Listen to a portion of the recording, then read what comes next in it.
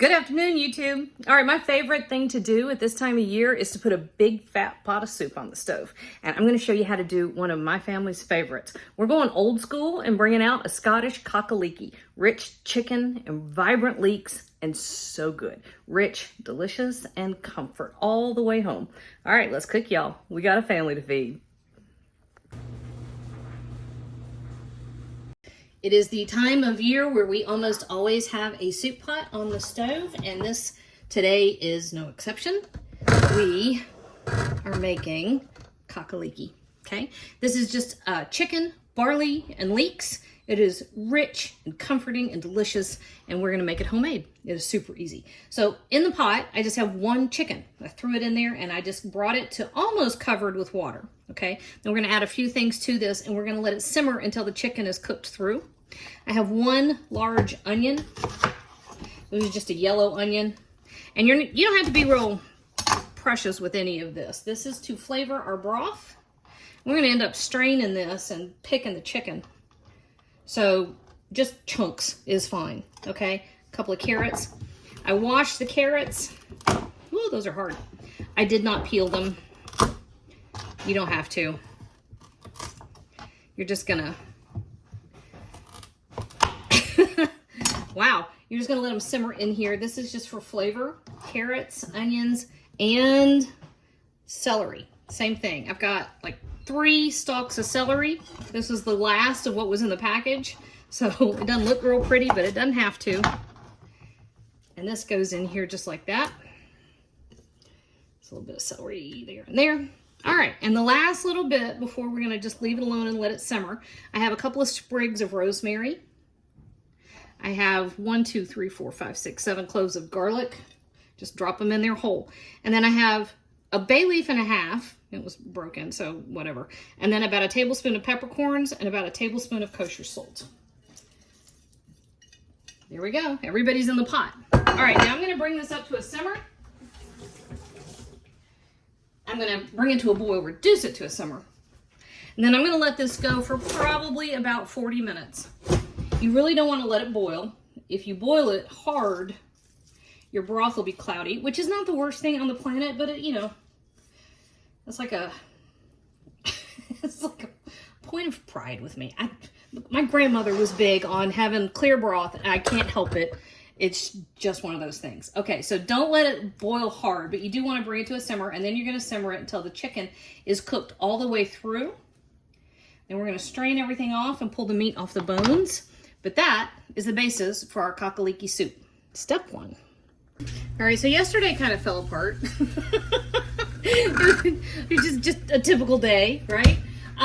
So what ended up, I got tied up in a bunch of other stuff, and so I ended up just pulling the chicken. I pulled the meat off the bones. I strained the broth, and now I'm sitting here ready to finish our soup. Okay, so that's what we're gonna do. Sorry about that. Sometimes stuff just happens. I ended up having to go run a kid around and show an apartment I didn't expect and all that. Okay, so what we're gonna do at this point, because now we are back at where we would have been yesterday. The only part that we skipped was me pulling the chicken out of the broth and straining the broth, okay? So a couple tablespoons of butter. And I have a couple of things. So, 2 carrots that I diced up. Not really diced, that's not a dice, I just made little coins. There's a word for that in French and I don't know what it is. Because I don't remember what it is. All right, and then this, I had about 6, maybe I had 8 big fat leeks. That's Casper. Casper is upset that baby is wearing a cone and Casper can't get over it and she's walking around yelling about it. So I apologize for the cat drama. Okay, so I had about 6 or 8 leeks, and to clean a leek, and you do need to clean them, this is not something that you can skip. To clean a leek, you simply cut the green part off, and then take the white part and cut it both ways. Put it in a bucket of water and let all the dirt go to the bottom. I did a couple of rinses, and this is what I ended up with. So anything that's darker than that, you probably want to get rid of. It's really fibrous and inedible. And leeks, just the nature of how they grow, they come up through sandy soil, and they're gonna be dirty. It's just, I don't know. I guess if somebody wanted to pre-cut leeks and sell them cleaned and washed, sure. But barring that, it's just how it is, okay? All right, so our carrots and our leeks are gonna come in this butter for a couple of minutes. We want them to get nice and fragrant. And we are gonna season this, so I have a couple of teaspoons of salt. And we've got chicken, and chicken loves black pepper, so a couple of teaspoons of black pepper. And I have some herbs. We had lots of garlic in our broth yesterday, and we did capture a lot of that flavor. This is a handful of fresh thyme. You could tie this together, except my kids keep taking my butcher string and I don't know where it is. So I do have these cute little bags, which I bought a million years ago and kept forgetting that I had. And they work great. So these little silly bags are a great idea. So a big handful of fresh thyme, a big handful of fresh parsley. I actually want the stems, because there's a ton of flavor in the stems of your herbs, and most of the time that gets tossed. All right, and then I'm gonna tie this bag shut, and it's gonna act like a bouquet garni, which just means bundle of herbs. And I'm tying it up so it can't escape. If you just throw that thing in there without tying it up, it's not the end of the world. Just fish out the bits and pieces out. I've done that for years. And for the longest time, when one of my kids would find a bay leaf or a sprig of thyme, I had them convinced that they got to make a wish. So it worked out great. All right, we're gonna let this go for probably 10 minutes to let those vegetables soften. And here's the last thing. I had 1 cup. You can tell I had this laying on its side in the refrigerator.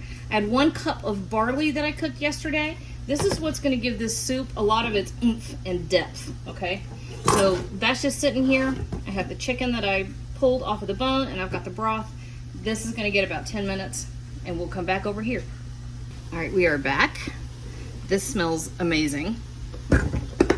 Just, it smells just like, I don't know, rich, fragrant. Smells delicious. Okay, all of our chicken broth is in here, and you'll notice this is kind of cool.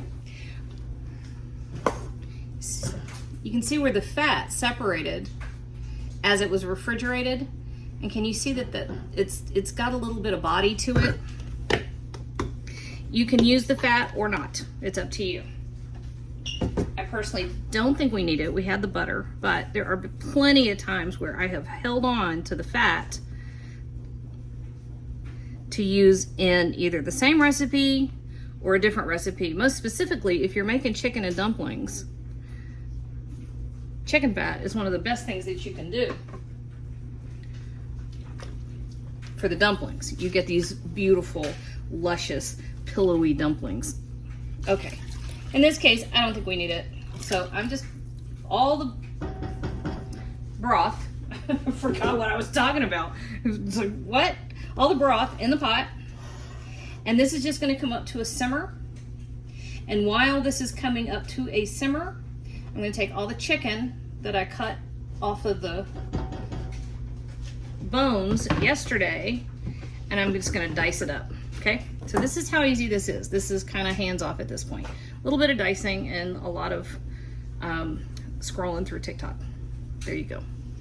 All right, here we go. Can you see? Just been simmering about 20 minutes, maybe a bit longer, and I have all the chicken that I diced up, and this goes in the pot. My kitchen smells so good, it's ridiculous.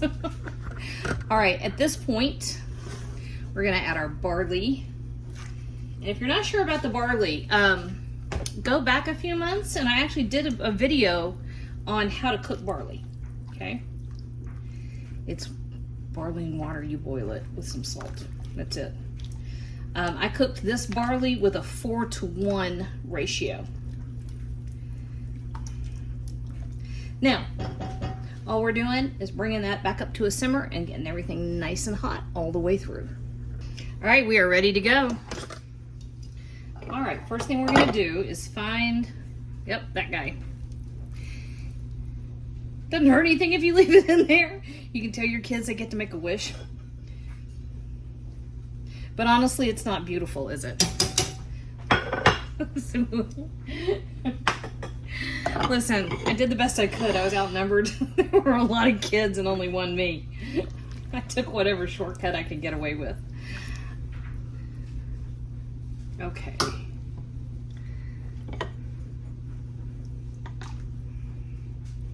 It's kind of a blustery day. Boone is home. So this is just in time for lunch.